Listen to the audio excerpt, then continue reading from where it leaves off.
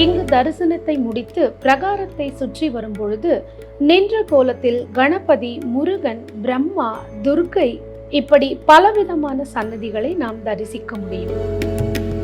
இதனைத் தொடர்ந்து கோவிலின் மூலவரான ஸ்ரீ ஆதிபுரீஸ்வரர் சந்நிதிக்கு தரிசனத்திற்கு உள்ளே செல்லலாம்.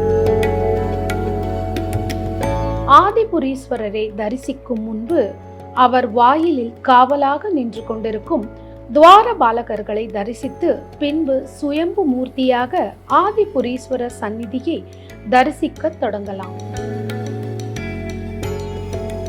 திருக்கலி நாயனார் சன்னதியை தொடர்ந்து 63 நாயன்மார்களும் அவர் பிறந்த மாதம் மற்றும் நட்சத்திரம் குறிப்பிட்டு இருப்பது அரிய தகவலாகும்.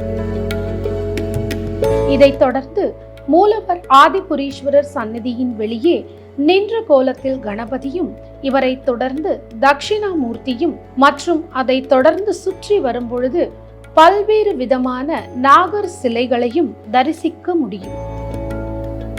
இதனைத் தொடர்ந்து வட்டப்பாறை அம்மனின் கோபத்தை தணிக்க ஸ்ரீ சக்கரத்தை பதித்த ஆதிசங்கரருக்கு தனி சிலை வடிவாக சந்நிதி அமைந்திருப்பதை காணலாம். இதனைத் தொடர்ந்து பல்வேறு சிவனின் பெயர்களை கொண்ட லிங்க தரிசனத்தை பார்க்க முடிகிறது.